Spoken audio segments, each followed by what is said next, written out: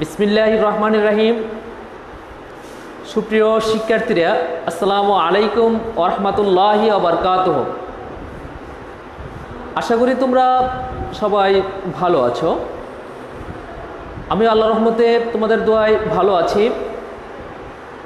আজকে ক্লাসটি হলো নবম শ্রেণীর শিক্ষার্থীদের সাথে, আর টপিকটি হলো কোশ্চেন টেক। তো নবম শ্রেণীর শিক্ষার্থীরা,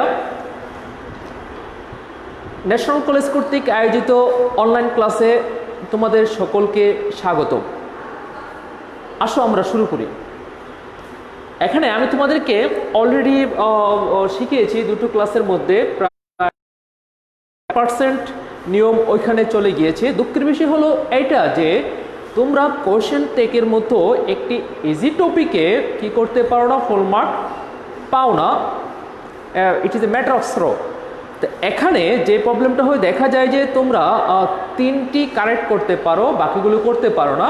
and they are at least the fact is that they are at least 45 rules.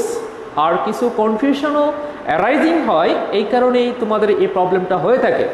আশা করি তোমরা যদি আমার এই 3টি ক্লাসে অংশগ্রহণ করো, অথবা যারা ক্লাসগুলো মিস করেছো আগের দুটো ক্লাস, এই দুটো ক্লাস সহ আজকের ক্লাসটি যদি অ্যাটেন্ড করো, এবং তোমরা যদি ভিডিওটি যেহেতু আমাদের অনলাইনে রয়েছে, আমাদের স্কুল সেকশনের পেজে রয়েছে, ওইখান থেকে যদি তোমরা এই 3টি ক্লাস কমপ্লিটলি ফলো করো মনোযোগিতার সাথে, তোমরা অবশ্যই এখানে ফুল মার্কটি পাবে। মানে out of 5 you will obviously surely get 5 marks।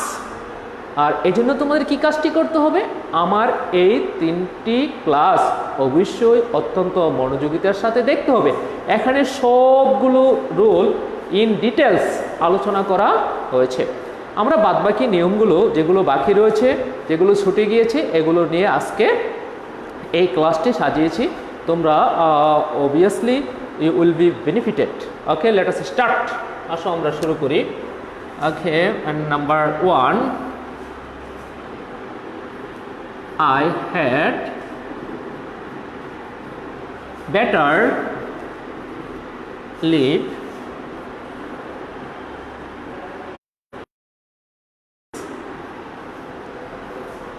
আমার বরং ভালো কি করা, had better is used for advice। আমার ভালো কি করা, লিভ দিস প্লেস, আমার বরং ভালো এই জায়গাটি ত্যাগ করা। And also sometimes you may find he would rather go to a doctor. Sometimes you may find such kind of suggestion. Would rather, this is used for suggestion. He would rather go to a doctor. Here see had better and here would rather. In this case, এই ক্ষেত্রে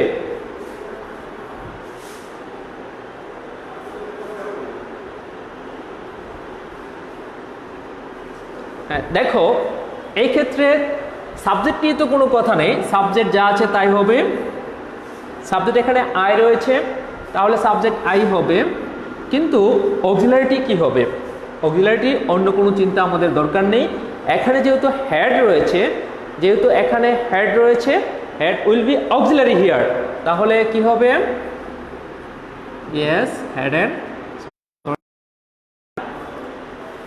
তারপর would rather go to a doctor, he would rather, subject is here he, আর would রাদারটি কি হবে এখানে ব্যবহার হবে। তাহলে as this is affirmative and here will be negative.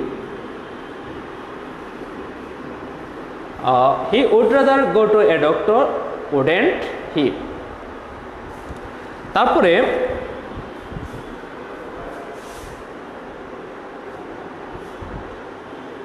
আশা করি বুঝতে পারছো, তার মানে হ্যাড বেটার থাকলে হেডটি হবে টেক কোশ্চেনের অক্সিলারি, উড রাদার থাকলে উডটি হবে টেক কোশ্চেনের auxiliary.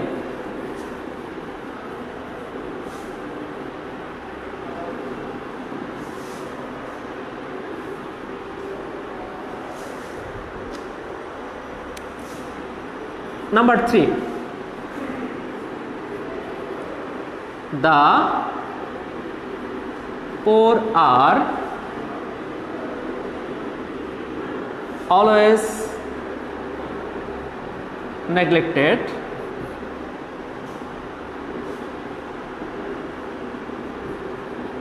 The poor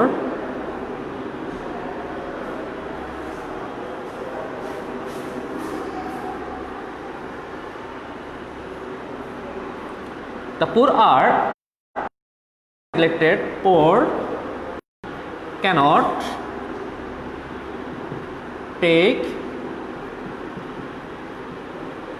proper food always.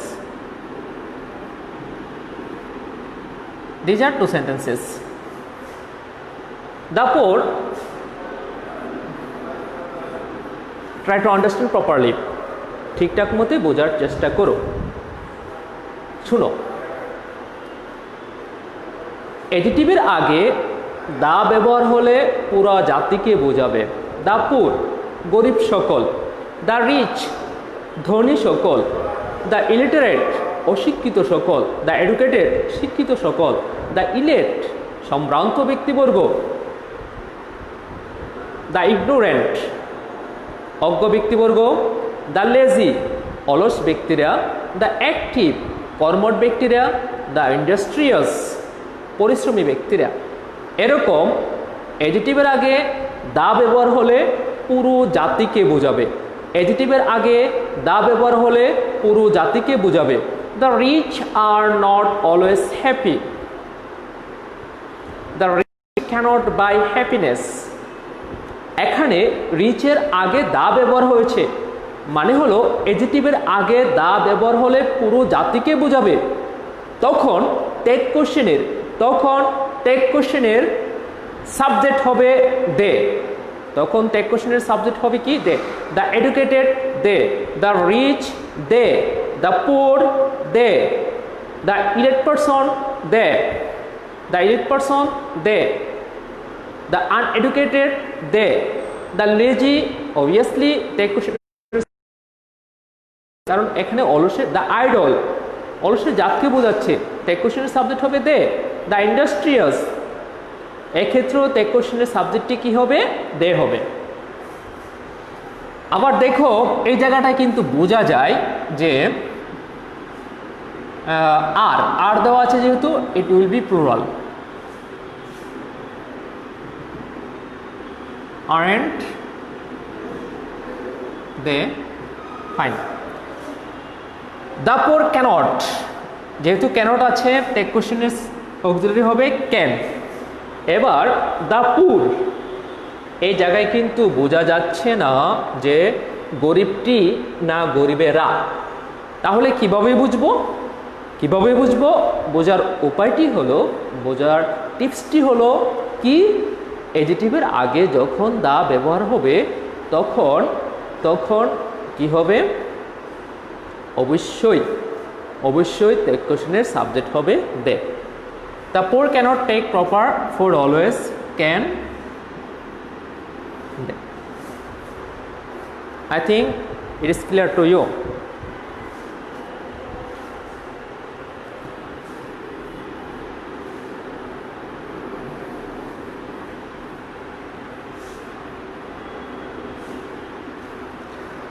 তারপরের নিয়মে আসো,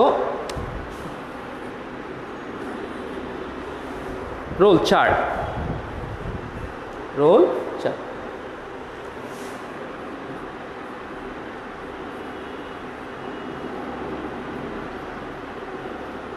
All that glitters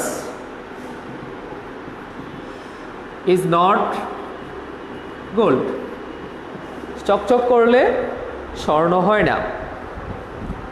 All that glitters is not gold. All that glitters is not gold. This is a proverb. And then unity is strength. একতাই ball. It is also a proverb. The pen is mightier than should. অসির চেয়ে মসি বড়, it is also a প্রবাদ। Where there is a will, there is a way.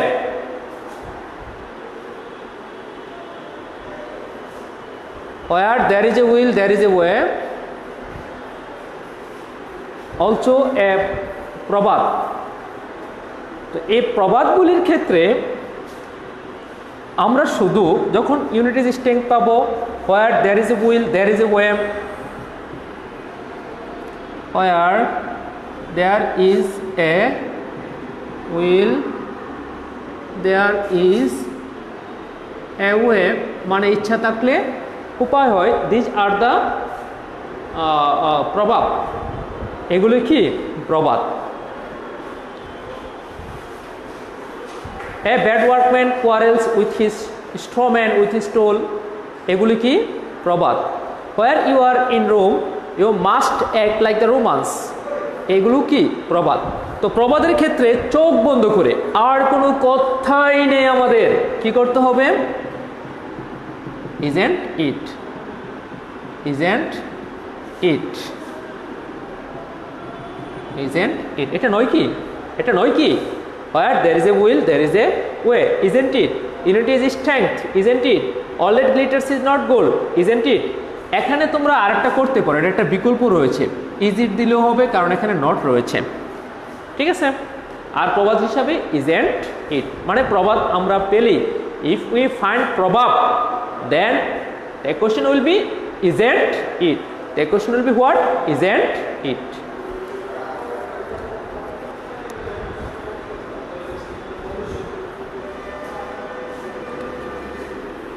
Rule 5. Come to rule 5.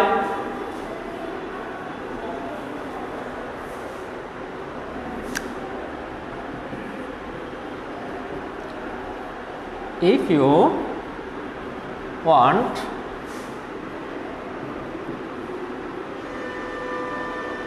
I shall help you.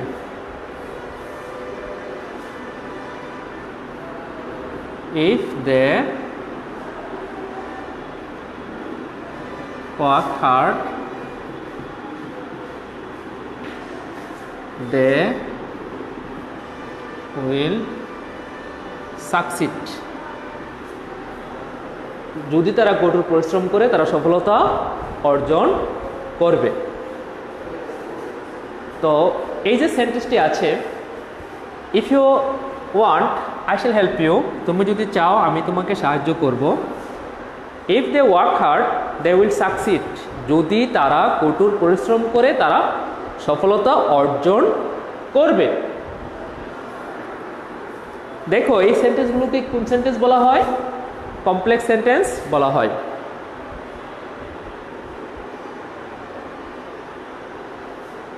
কোন sentence? Complex sentence. তো complex সেন্টেন্সের ক্ষেত্রে ইফের সাথের যে অংশটি থাকে এটিকে বলা হয় সাবঅর্ডিনেট ক্লজ। কোন ক্লজ বলা হয়? Subordinate clause.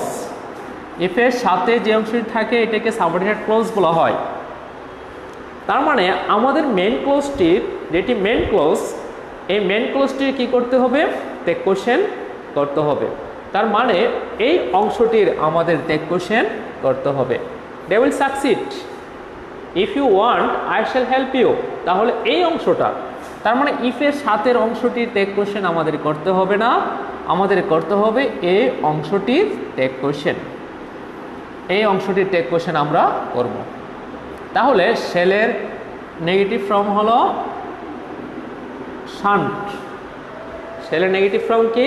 শানট, shan't I. If they work hard they will succeed, এখানে রয়েছে will, won't, they.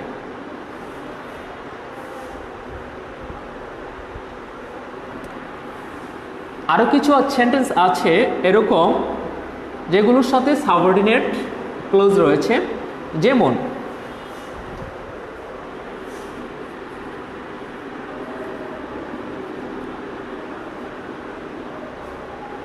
do they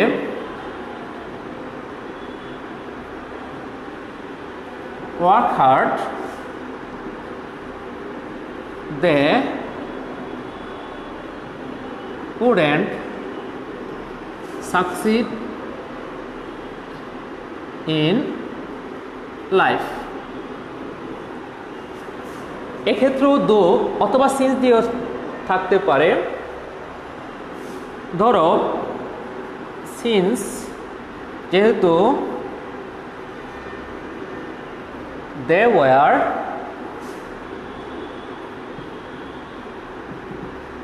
absent they missed the class। এই যে দেখো দো আর এখানে রয়েছে সিন্স। এই দোর সাথের অংশটি হলো সাবঅর্ডিনেট ক্লজ, সিন্সের সাথের অংশটি হলো সাবঅর্ডিনেট ক্লজ। এই ক্ষেত্রে আমাদের এই অংশটি মানে সেকেন্ড পার্ট, এই অংশটি টেক কোশ্চেন করতে হবে। তাহলে এটি টেক কোশ্চেন কি হবে? কোড দে, কোড দে। আর এটার টেক কোশ্চেন কি হবে? Didn't they. Can you understand properly? Can you understand properly? তোমরা কি ঠিকঠাক মতো বুঝতে পারছো?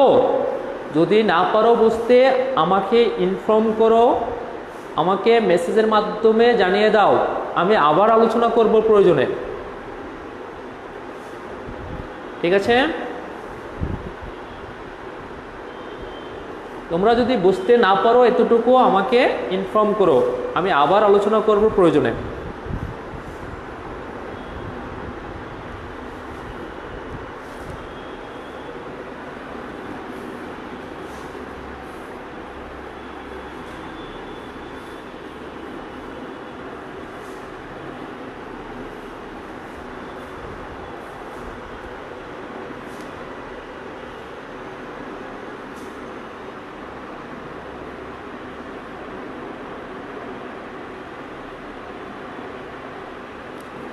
Number 6,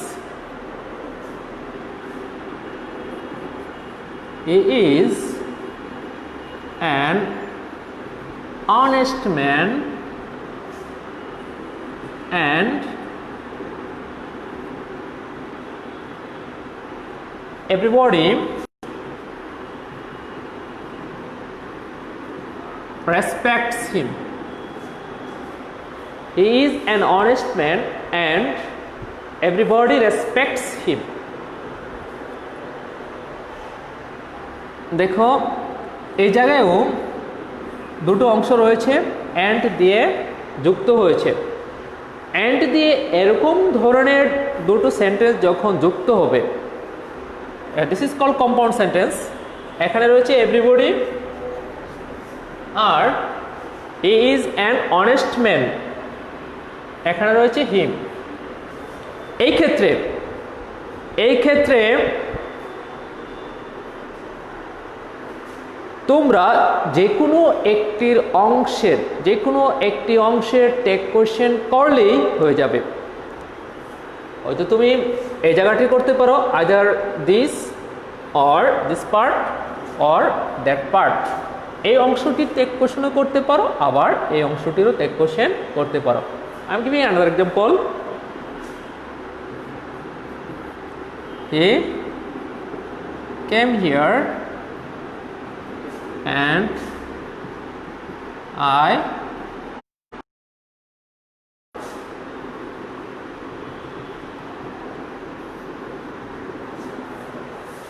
He came here and I told him the matter। সে এখানে এসেছিল এবং আমি তাকে বিষয়টি বলেছিলাম। একই ঘটনা ঘটবে তোমাদের যে কোনো একটি অংশের এই অংশ, যে কোনো একটি অংশের টেক কোশ্চেন করলেই হয়ে যাবে। অথবা him, don't they? You may make take question of any part of the both. He came here and I told him the matter. Okay. Didn't he or didn't I?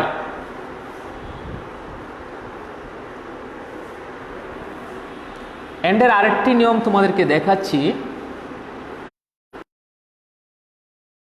জেনে রাখা ভালো। মাঝে মাঝে একটি যদিও একটু কঠিন হয়ে যাবে তোমাদের জন্য, তারপরেও জেনে রাখো মাঝে মাঝে একটি অথবা দুটি সেন্টেন্স এরকমভাবে দেওয়া থাকে, তোমরা সাবজেক্ট নির্ণয়ের ক্ষেত্রে অনেক সমস্যার মধ্যে পড়ে যাও যে আসলে সাবজেক্টটি কী হবে। মাত্র একটি ওয়ার্ড ব্যবহার করে পুরোটা সাবজেক্টের অবস্থাটা এরকম পিকুলিয়ার একটা সিচুয়েশনের মধ্যে ফেলে দেয়, তোমরা একটা পাজলিং সিচুয়েশনের মধ্যে পড়ে যাও, একটা বিব্রতকর অবস্থার মধ্যে পড়ে যাও, তোমরা বুঝতে পারো না যে আসলে কোনটি হবে বা কি হবে। সাবজেক্ট কি সিঙ্গুলার হবে না প্লুরাল হবে। ওকে, এন্ডের কারণে মাঝে মাঝে হয়ে যায়। ধরো এ black and white cow. A black and white cow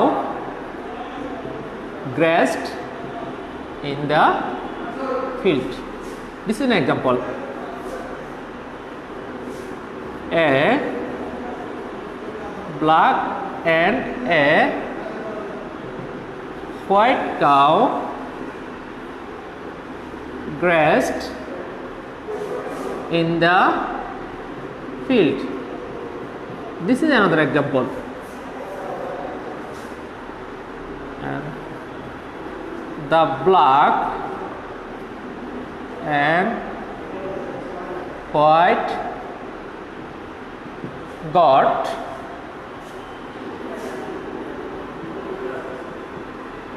grazed in the field. This is another example. Or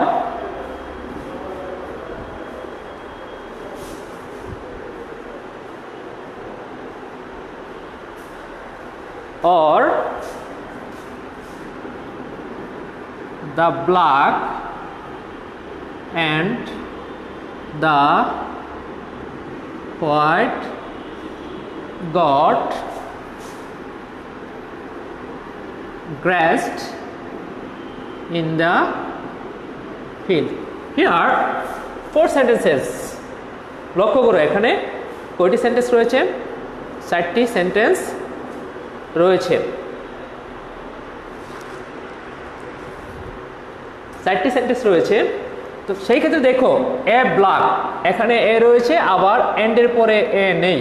তার মানে এন্ডের পরে যেহেতু এ নাই, এখানে এ রয়েছে, মানে এখানে একটি আর্টিকেল রয়েছে, এখানে একটি আর্টিকেল নাই। সেই ক্ষেত্রে একটি প্রাণীকে বোঝাবে এ ব্ল্যাক অ্যান্ড হোয়াইট কাউ। তার মানে হলো একটা সাদা এবং কালো রঙের গাভী গ্রেসড ইন দ্য ফিল্ড, মাঠে ঘাস খেয়েছিল। তাহলে এখানে সাবজেক্টটি কি হবে? ইট। আবার বোঝাচ্ছি, দেখো এখানে যদি আর্টিকেল না থাকে একটিকে বুঝাবে, এখানে আর্টিকেল না থাকলে একটিকে বুঝাবে, আর এখানে আর্টিকেল আছে a black and a white cow. তার মানে একটা কালো আরটা হলো সাদা রঙের, দুটো grazed in the field. A black and a white cow, এখানে যেহেতু এ রয়েছে তাহলে দুটোকে বুঝাবে। তাহলে এখানে টেক কোশ্চেনটি হবে ডিডেন্ট দে। আবার এই জায়গায় দেখো দান রয়েছে, এখানে হোয়াইটের আগে দা নেই, তার মানে একটি ছাগলকে বোঝাচ্ছে। তাহলে হবে ডিডেন্ট ইট। আবার এখানে দা রয়েছে, এখানেও দা রয়েছে, দুটোকে বোঝাচ্ছে। সেই ক্ষেত্রে টেক কোশ্চেনের সাবজেক্ট হবে ডিডেন্ট দে। বোঝাতে পারছি? তার মানে আর্টিকেল যদি দু জায়গায় থাকে, ধরো a headmaster and a secretary, a headmaster and a secretary, তো সেই ক্ষেত্রে দুটি ব্যক্তিকে বুঝাবে। আবার যদি এরকম হয় এ হেডমাস্টার অ্যান্ড সেক্রেটারি, তখন একটি ব্যক্তিকে বুঝাবে, তখন সাবজেক্ট হবে হি।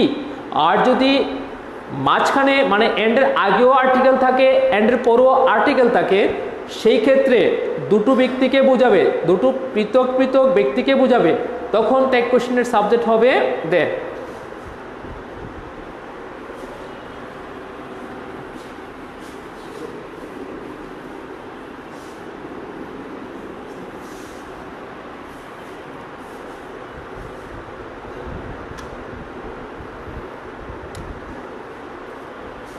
Now, rule 7. Both Rina and Dina attended the party. এরকম both দ্বারা দুটোকে যুক্ত করলে রিনা অ্যান্ড দিনা দুজনকে যুক্ত করেছে, সাথে কি রয়েছে? both রয়েছে। তো সেই ক্ষেত্রে টেক কোশ্চেনের সাবজেক্ট হবে they, didn't they. Now come to rule 7. Not only Arif but also his friends